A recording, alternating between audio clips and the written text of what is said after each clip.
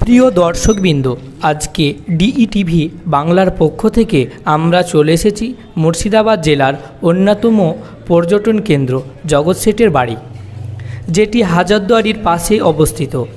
জগৎ শেঠ বাড়ি প্রবেশ মূল্য 20 টাকা। জগৎ শেঠ এর আসল নাম ফতে চাঁদ। জগৎ শেঠ বাংলার একটি মর্যাদাকার পদবি, যা একজন ঐশ্বর্যশালী ব্যক্তিকে নির্দেশ করত। চলুন যাওয়া যাক এবং জগৎ শেঠ বাড়ির সংক্ষিপ্ত ইতিহাস সম্পর্কে জানার চেষ্টা করি। বাংলার নবাবদের সময়ে জগৎ শেঠ ছিলেন বাংলার মুর্শিদাবাদের একজন ধনী বণিক। বাড়িটি জৈন দ্বারা প্রতিষ্ঠিত হয়েছিল। রাজস্থান থেকে ফরুখসিয়ার মানিক চাঁদকে জগৎ শেঠ উপাধি প্রদান করেন।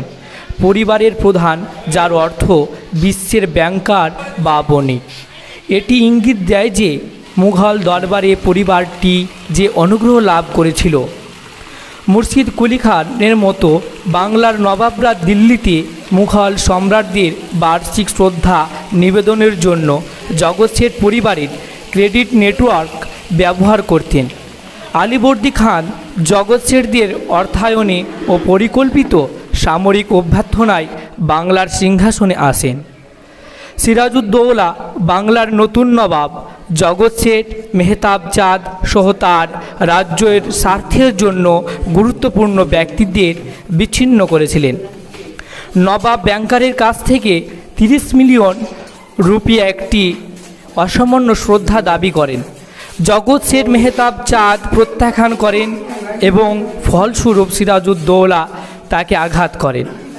জগৎ শেঠ ছিলেন সিরাজউদ্দৌলার বিরুদ্ধে রবার্ট ক্লাইভের সহষড়যন্ত্রকারী সহ অন্যান্য বিচ্ছিন্ন ব্যক্তিত্ব, যাদের মধ্যে বিশিষ্ট ছিলেন মির্জাফর, কৃষ্ণচন্দ্র রায় এবং অন্যান্য।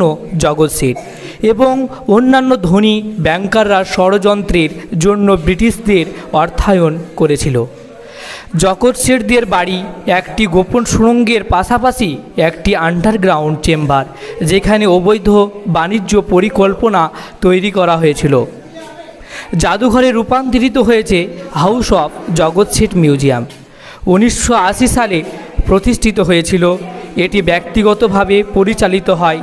এতে জগৎ শেঠ পরিবারের ব্যক্তিগত সম্পত্তি রয়েছে, যার মধ্যে রয়েছে বিগত যুগের মুদ্রা, মসলিন এবং অন্যান্য অসামান্য পোশাক, সোনা ও রূপা সুতোয় সূচিকর্ম করা বেনারসি শাড়ি।